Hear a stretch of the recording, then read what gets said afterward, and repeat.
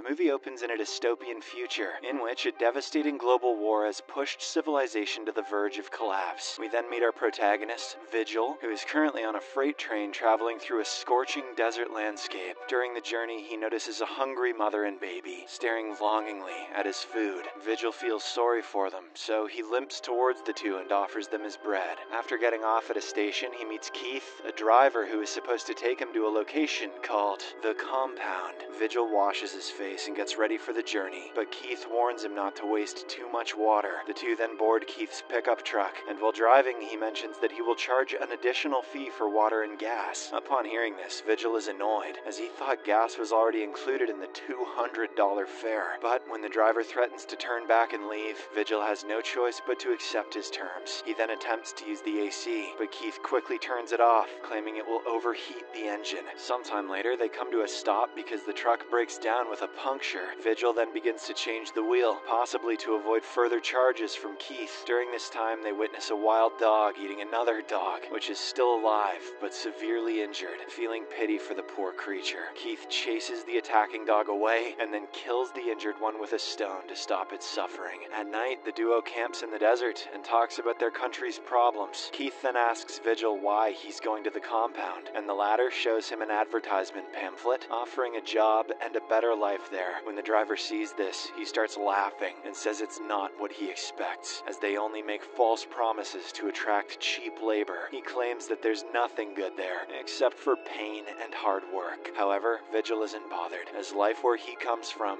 isn't any better. The next day, the two continue their journey, and Vigil even takes over the wheel while Keith sleeps. Our cheeky hero takes this opportunity to use the AC, but it turns out to be a huge mistake. As the driver had warned, the truck begins to overheat and eventually breaks down. Keith soon awakens in a rage and starts shouting at Vigil, who quickly apologizes for his actions. Later, while Keith is busy repairing the vehicle, Vigil walks a short distance away to relieve himself. There, a pile of rocks catches his attention, and he notices something glittering beneath that appears to be gold. This discovery shocks him, so he immediately summons the driver to investigate. They both carefully take a closer look, and Keith even fires a lighter at the metal to confirm that it is indeed gold. With this discovery, both men become immensely excited, as it could potentially change their lives forever. They then try various methods to extract the gold, but it turns out to be quite large and deeply embedded in the ground. They even try to extract it by tying it to the pickup truck with a rope and driving away. However, the piece of precious metal is so heavy that the rope immediately snaps under the strain. Later that night, they decide to set up camp near the gold and start a bonfire to keep the wild dogs away. As they engage in conversation, the duo realizes that they will be unable to extract the gold on their own, so they need to get an excavator. Keith then instructs Vigil to go to the nearest town and find an excavator, while he remains behind to guard the gold. He mentions that he has some trusted contacts in the town and will provide Vigil with their information. However, Vigil insists that he should be the one to stay behind because he's unfamiliar with the town and knows no one. Keith reiterates that staying in the desert is difficult because he must ration water and food, and there's no way to get more nearby. He also mentions that Vigil is not used to this harsh environment, and the desert may wear him down to the point where he does something foolish. Furthermore, Keith doubts Vigil is tough enough to defend himself or the gold if someone passes by. Despite everything, our hero remains firm in his decision, leaving the driver with no choice but to agree. The following morning, the resources are divided between the two men, with Keith taking more food and water. Before leaving, he gives Vigil a bag containing a knife for hunting animals, some clothes to protect himself from the sun, and a satellite phone for communication. The men then bid farewell for now, and Keith promises to return in 5 days with the excavator. After the driver leaves, Vigil immediately gets to work and covers the gold so no one else can see it. He then sets up a small camp and gathers branches from nearby to light a bonfire. Later that night, we see Vigil sitting by the fire quietly, eating canned food. He suddenly hears the angry howls of wild dogs very close by. The dogs soon circle the improvised camp, but are too afraid to approach the fire. The next morning, Vigil takes a dump and decides not to wash his hands as he needs to save water. He then hears the phone ringing and starts running toward it, still with his pants down. Unfortunately, he fails to answer the phone on time before it stops ringing. Later that afternoon, he goes for a short walk and discovers the remains of a plane wreck in a lowland behind a hill. The plane seems like a comfortable shelter, but Vigil decides not to stay there as he needs to guard the gold. Instead, he breaks off pieces of the fuselage skin and drags them back to his camp, where he uses the materials to construct a more durable shelter. As time passes, the sun begins to affect Vigil's skin, causing several sunburns on his face. With nothing else to do, he starts digging the sand around the gold and eventually breaks off a good chunk,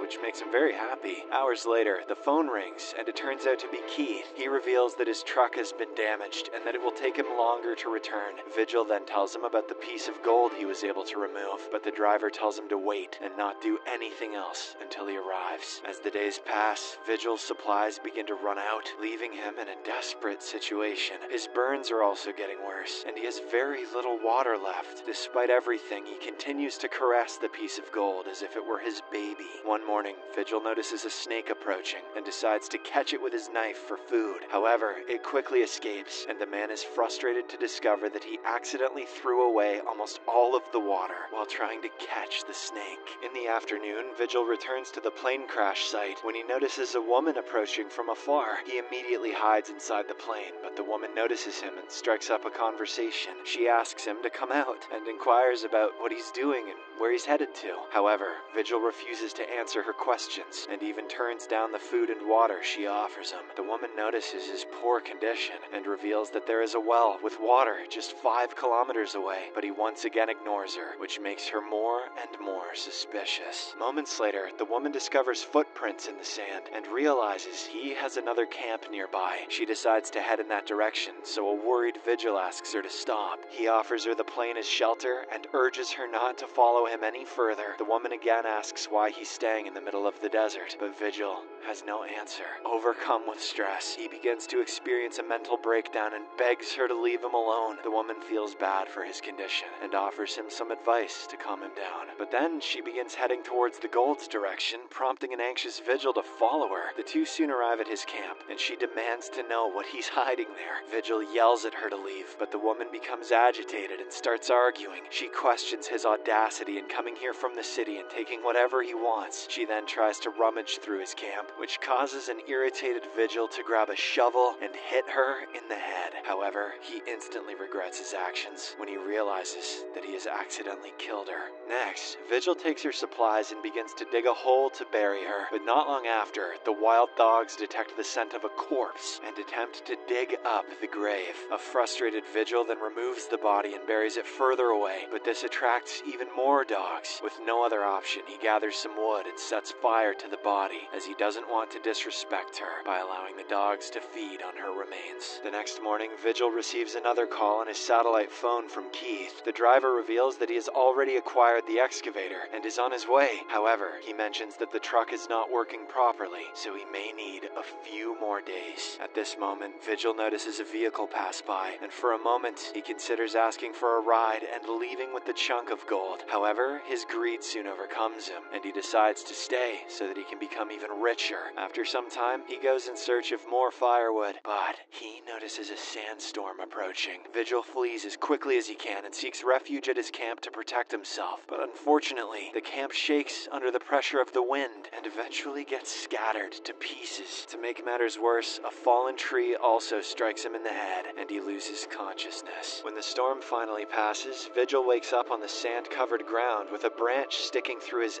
abdomen. He searches for his belongings beneath the sand, but finds nothing but the waste he has left behind. Even in this dire situation, he crawls through the desert until he discovers the piece of gold to which he had clung so desperately. He then begins to remove the branch lodged in his abdomen. After that, Vigil cauterizes the deep wound with a can lid heated over the fire and wraps it in a dirty rag before losing consciousness again. In the next scene, Vigil wakes up and is shocked to see the woman he had killed pointing an arrow at him. But before he can say anything, he passes out again. He later awakens next to a bonfire, and the woman offers him some water. Vigil then begins to hear the same words she said to him the first time they met. However, he believes she's just a hallucination, and the heat and dehydration are starting to get to him. The next day, he continues continues to see the woman, who keeps taking care of him. When Keith calls him, Vigil tells him about the woman and how he has been seeing her everywhere. This freaks Keith out, and he assumes she's after the gold, so he asks Vigil to get rid of her. However, the latter reassures him that she doesn't know about the gold, and that he will handle the situation. Sometime later, the woman returns with food and gives some to Vigil. Seeing his poor condition, she also offers to take him to the nearest well, but he shouts at her to leave him alone. The woman agrees, but before leaving, she asks if he has seen her sister. This means that the one he killed earlier was her twin.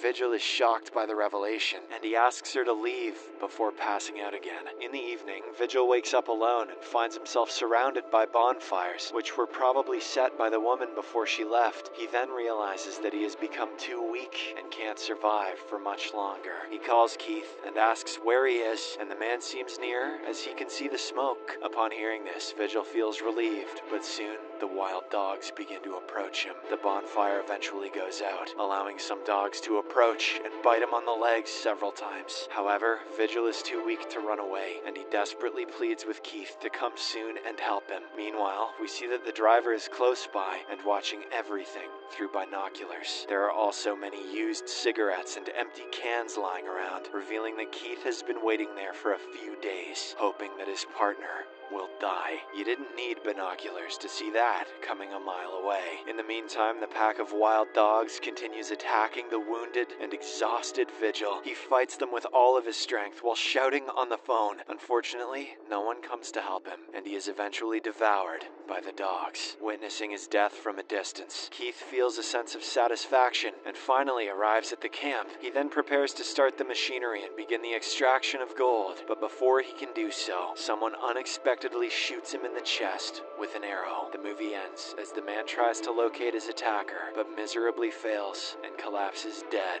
to the ground.